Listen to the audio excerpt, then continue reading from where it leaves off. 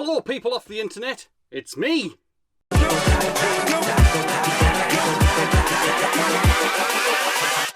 Hold up.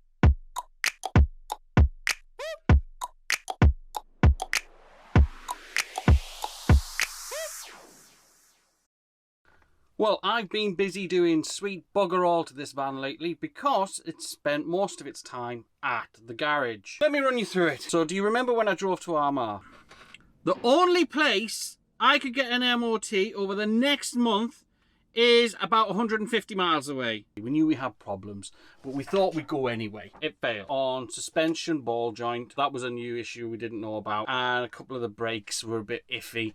Anyway, they failed it for corroded pipes as well. So we went back, took the van back to the mechanic back in Dungiven. Now, he's a good guy, so he did the ball joint, painted, I think he painted, and he swapped out some of the brake pipes as well, and he tidied the ones that weren't that bad.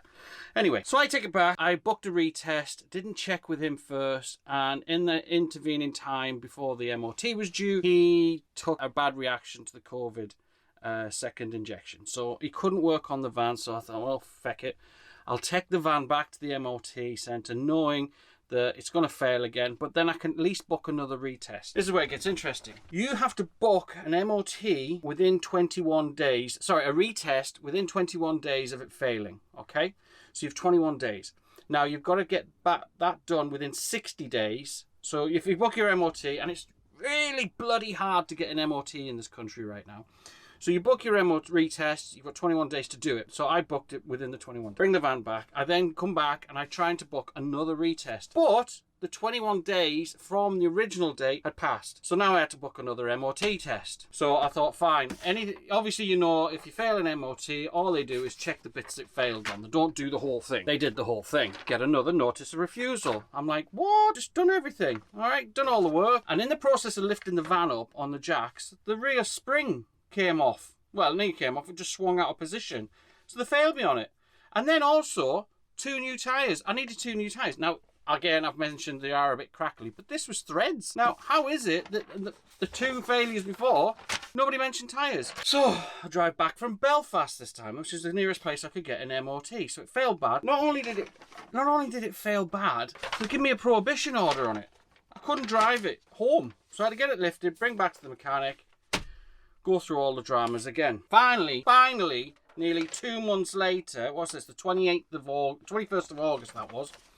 The first failure was the 30th of June. I haven't had this van. The van has been sitting in Dungiven at a mechanic's yard, waiting time and time again for an opportunity to get an MOT. Right, anyway, I've got the van back. Fucking squeak is still there though. The next thing I want to do, I've been to IKEA again. Okay. So I've got the blind thing, all right. I want to fit it, but I'm not going to yet because I need to just measure the size of the window aperture I want for this surround, because there's a guy on the internet that makes them, all right. So I'm just going to get my tape measure out. I think that's probably, yeah, that's obviously the minimum it's going to be. So I want it just to be poking through a little bit so I can reach down and pull it down a bit, the blind. All right, so it's one of them IKEA, pull it down, it stays in position, push it back up, it stays in position. I mean, they're only like 25 quid or something. It's a great job.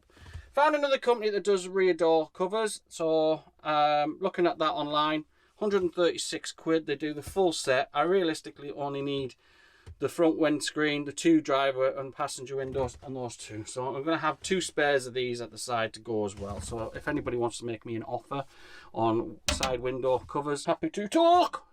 Cash. What am I going to do today? I'm fittering around. That's what I'm doing. I bought these things. I come in a pack of 3. I'm only going to put one down at that back side there near the lamp, just to the side. Put your phone on charge, drop the phone in the basket, and maybe your book. All right. There's a link to these in my Amazon store. Link in the description below. So if you're wanting a cheap pair, I think they're about 12 quid, and you get a pack of 3. They're all the same size. They do have other options. Just bear in mind, you don't want the ones with the stickers. Because no harm, I'm sitting in the van right now. I've got the door shut because I don't want neighbours looking at me, talking to me, what appears to be the back of my seat. It's you guys. It's roasting. It's fucking warm in here. So I'm going to just quickly nail one of these in. Oh yeah, as I said, don't get the sticky ones. Don't get the sticky ones, all right? Because the heat, they'll just fall off. make sure you find the ones with the wee holes in, okay? So you can, again, referring back to my previous videos where you get a multi-pack of different size screws for this very purpose, all right? Build up your tool set, guys. What also has arrived is I've got a cabinet to go across there, but I need to go to Belfast and get the wall mount for it, because I need to give it a good secure base to nail it to the wall, because you can't really nail it to these. So I need to nail the support beam to the struts, the strengtheners that are obviously not seen, but I've marked them out because that's where the screws are to keep the panels on. So I'm just going to buy a metal rod wall mount thing so it hooks onto that, and then I've got a nice bit of storage above the kitchen sink, well, above the kitchen counter. That's what that's going to be doing. So that's another job for another day. The other thing I'm going to do today, if I get a minute, is do these trims on the sides of my cabinets. Oh, sorry, yeah, I need to talk to you. I need to apologise. I really do. Oh my God. I've been looking at my first videos that I produced and they are woeful. If you've watched them, I am so sorry. They're too long. They're boring as shit. And the reason I've been looking at them is I've been starting a little TikTok of just compressing them. So I have like a 30-minute video on ignition barrels and I've made it into 2 2-minute videos. Sorry guys, I am really sorry if you've watched them. These are getting better. I'm getting a bit quicker on them. Anyway, enough waffle.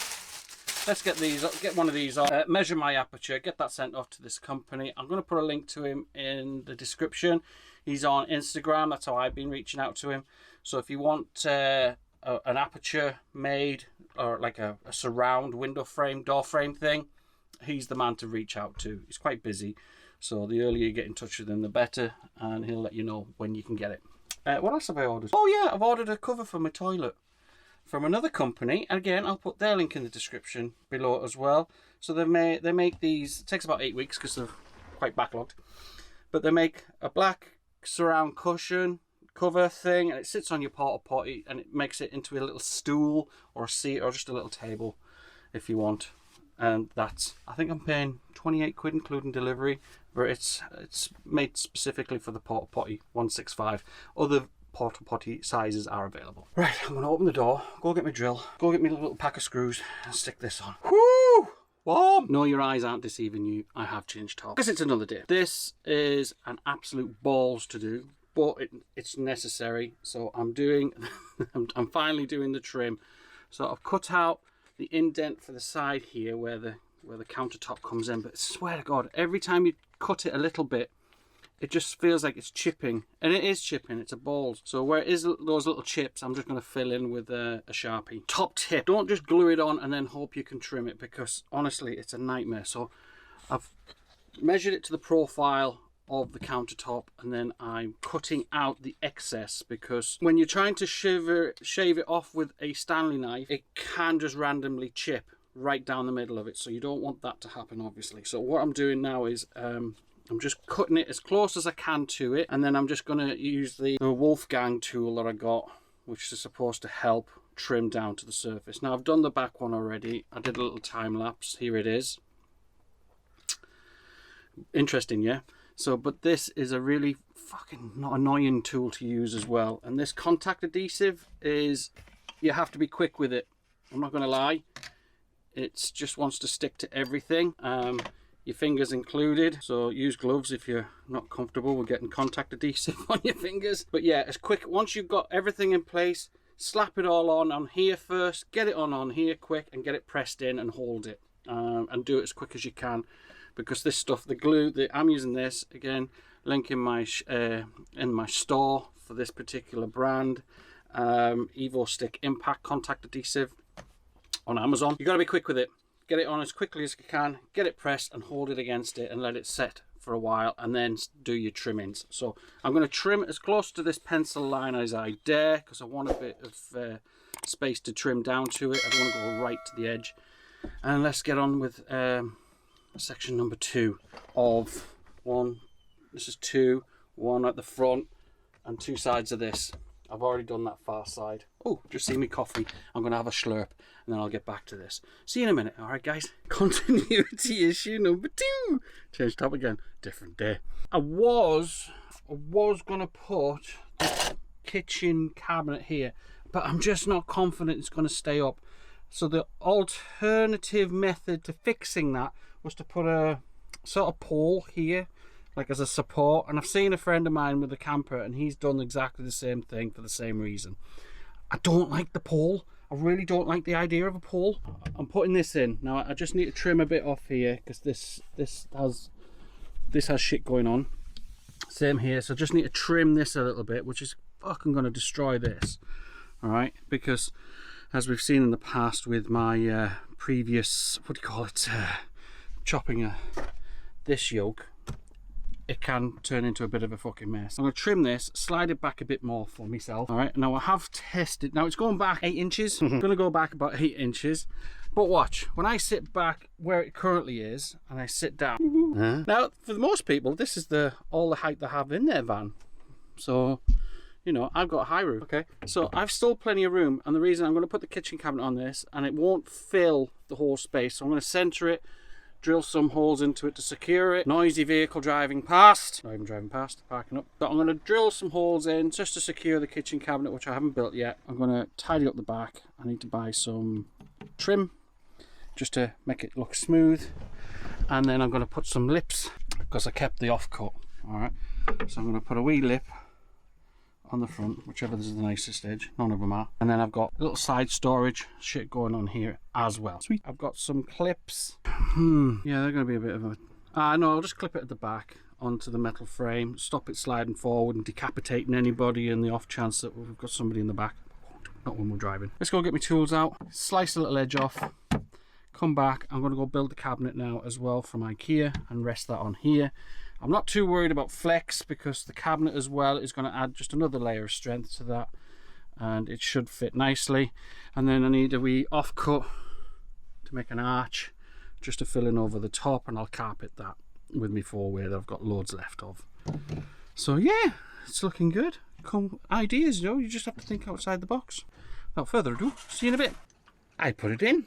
Okay, so what I did is I put the shelf in, trimmed it to size, slotted it in. It's got little brackets right at the back. It's an IKEA one. It's a little bit stiffer now because it comes with this push catch, which to be fair isn't great. So I put some more magnet ones on and have another one to go in. We're out in it, well, we were out in it last night in the van. Everything is lovely, everything is working. Got a little light in the back. Always had a spare cable at the back, didn't really know what I was going to use it for. Found a use, so when I'm out the back at night, I can just put that light on as well if I want to. We also have... Turn it on first.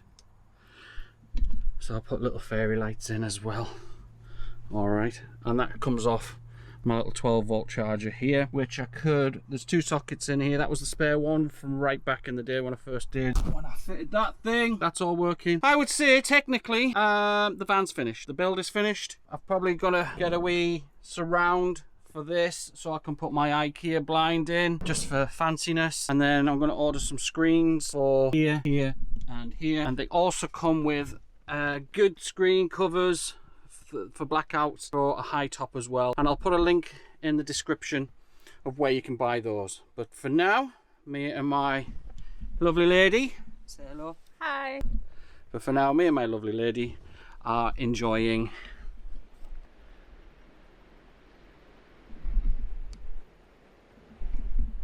the fruits of my labours. So till next time, I don't know what that will include. Thanks for following my build. I'll do a walkthrough in the next video of everything that I've done, and hopefully it'll give you some inspiration to start your own journey on doing a camper van conversion. And if you are interested, again, go back to the first video, watch the whole progress. And again, I apologise that those first videos are a bit shite and a bit long-winded, but I was learning as I was going. Thanks for following along. Check out my link below. Everything I bought for this van is in the description link in my Amazon store. There's merchandise in there if you want any wee stickers. Sign up to my newsletter and I'll keep you up to date. So the next stage basically of my journey is 24 hours in insert town name here. So hopefully you'll enjoy those as we, me and my wife and the dogs, explore the various parts of Ireland. Anyway, thank you. See you again. Love you. Bye.